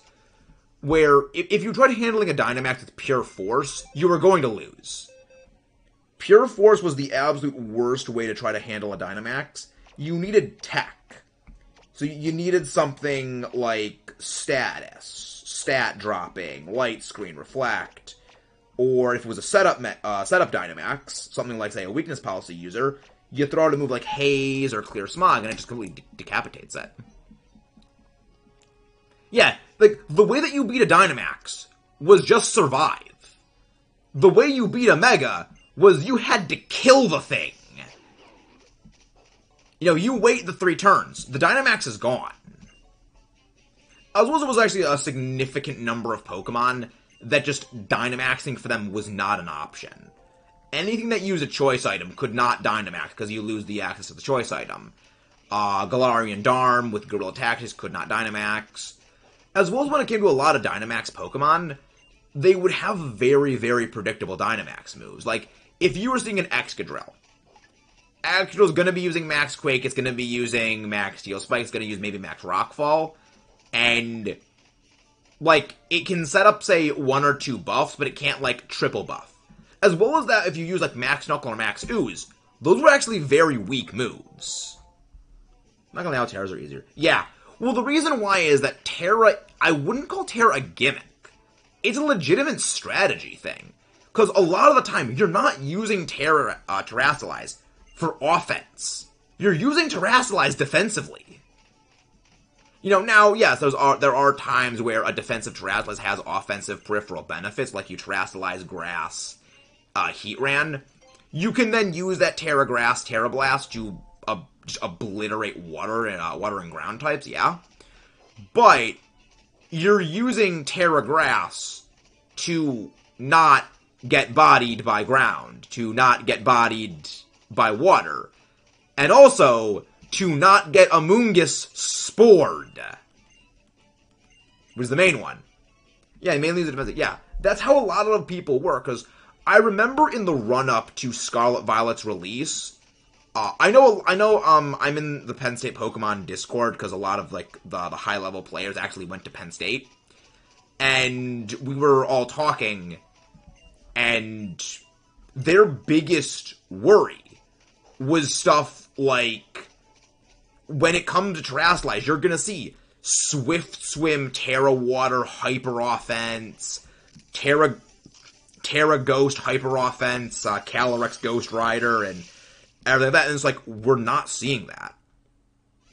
Yeah, Terra Electric Cresselia, I would say, I'm more partial to Terra Dark or Terra Grass Cresselia, if only to get around. I mean, I do doubles, so that is probably the entire different thing. You know, singles, probably Terra Electric is probably better. But, like, for me, like, in doubles, you want Terra Grass, you want Terra Dark, because that way you can't get taunted by Prankster users. Oh, this is really interesting. Because that way you don't get taunted by Prankster users with Prankster Taunt, or you don't have to worry about a Moongus using Spore on you, and generally it depends on what your Held item is.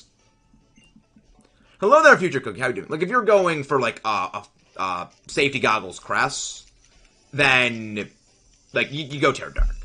Iron Hand, interesting. Terra Electric, because Iron Hands. I mean, I feel like at that point, like, Drain Punch, like, Close Combo would still kind of wreck that. Wouldn't go to. Yeah, like, Dark, I would say, is the riskier play. Because, I mean, if you're using a high support Cresselia, where you're using it to just, like, spam Life Dew, and you're giving it the safety goggles, then I can understand people going Dark for that. But even then, it's like, you gotta worry about Urshifu and Iron Hands. And also Fluttermane. So I was like, well, then you gotta worry about Fluttermane intrinsically anyway. But yeah, it's like, it's, again, there's so many options for Terrasilize. Like, that's the reason I love Terrasilize. There's so much depth to it. It's not just Terra Stab Go Burr. Now, there's a few Pokemon that do offensively run Terra. Like, you see, like, Terra, Normal, Hyper Offense, Banded Dragonite. You obviously see those a lot of the time. But even, like, that fell off pretty hard. You know, Bandonite fell off, which I'm glad for, because I was sick of seeing that freaking thing. I love Dragonite, But Terra Normal Bandit Extreme Speed and next to Shem Pao, I got really tired of seeing. It does, like, speaking of Dragonite, the fact that Dragonite as a Pokemon has kind of withstood the test of time, where every new, like, I mean, well, again, I wouldn't say it has withstood the test of time.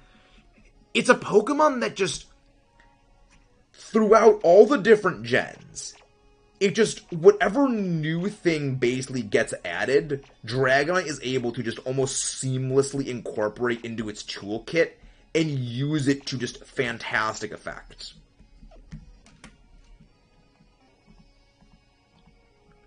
Eviajuguki. Well, the reason why we're doing Masuda method in this game is that the Mimikyu I get, I want to have the Mimikyu with the Alola Champion mark. So that's why we're doing it in this game. Because, yeah, I mean, I could do it in the modern games and it would be way faster. But I do want to get the Alola Champion mark, ribbon, not mark, on my Mimikyu. I still gotta, like, collect the eggs while doing this, so there's that. Everyone runs Darkrai with Sleep. I don't even run him as a hard to... Yeah. Like, Darkrai, I would say, like, with basically the crippling... Oh, no, like in the... I don't want the UMUS fast method. We're using Flame Body and we're using Roto Hatch. If that's what you mean. Because I mean, I know there's some people, like, they do something with this, but I can't do that because I need to collect the eggs as we're hatching. Yeah, honestly, I would say Darkrai is far better suited to be a damage dealer than a sleep user, because you've got, what, like a 125, 135 base special attack, like 115 speed, and, like, Nasty Plot. Disable on Darkrai. Oh!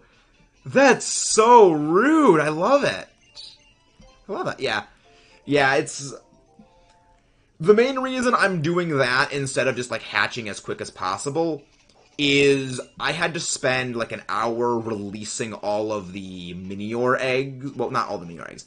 The hatched Minior I had in this game was, like, I think, like, 200 Minior. And you have to release them manually. Because in Pokemon Bank, there's no mass release feature.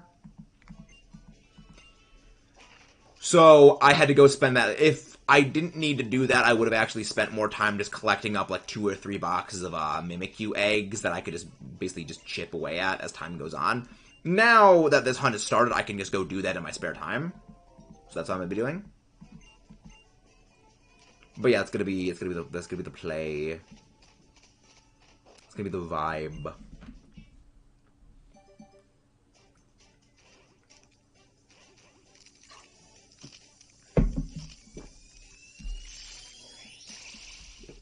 Mimikyu.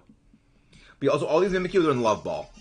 Because the Mimikyu I caught in this game was in a Love Ball, and I was like, you know, I'm going to use that to get the thing. I plan ahead. Just like my shiny Poipole hunt. I very sometimes plan ahead. Only sometimes. Mimikyu. Mimikyu. Mimikute. Mimikyu's adorable. We love Mimikyu.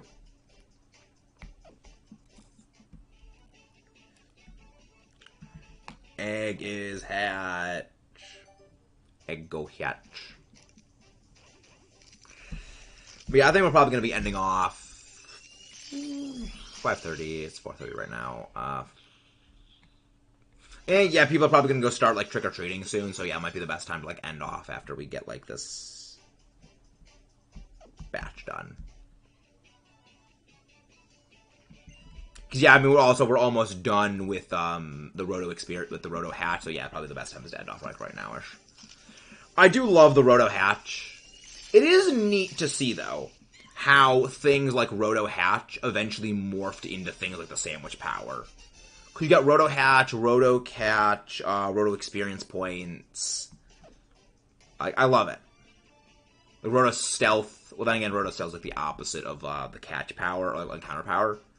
But it's like, that's the thing about Pokemon, is that if you go back and you play a lot of the earlier games, you'll notice them like planting the seeds of what would become like the fully, you can see Pokemon moving in the overworld as far back as Gen 5. And it's like, I love that they did that. Welcome back, Greninja. But yeah, I think that is going to be all for today. I will next time collect significantly more eggs in preparation for the shiny hunts. And actually, you know, we'll go show my team from the first game.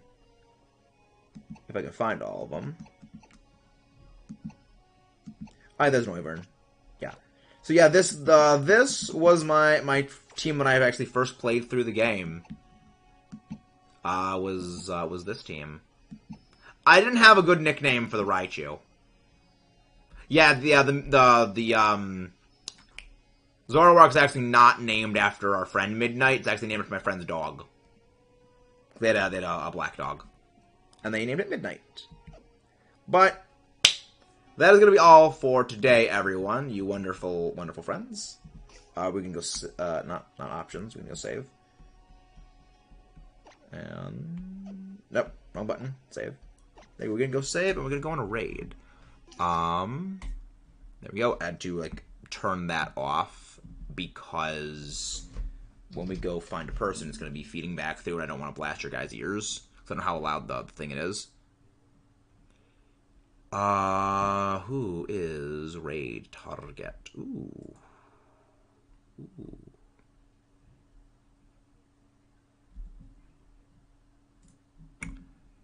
You know, let's go raid Matt. Because he's doing... Let's see if Way's live. We were going to raid Way yesterday, but he wasn't... Because he wasn't... Yeah, he's, Oh, Giant Blue's live. Jirachi Ribbon Quest, fun. Yeah, I'm not seeing... What's Kels doing? Ooh. Pokemon card, nice. Kels is doing something cool. Oh, Draconic's live. They're doing some Christmas battling thing. Alright. But yeah, let's go raid Matt. He's doing some Legends shiny hunting. Alright, I'll see you guys next time. Don't forget to leave a like, subscribe for more, and I will see you wonderful absolute legends tomorrow at our usual usual stream time of 7:30 p.m. Have a good night and a wonderful Halloween.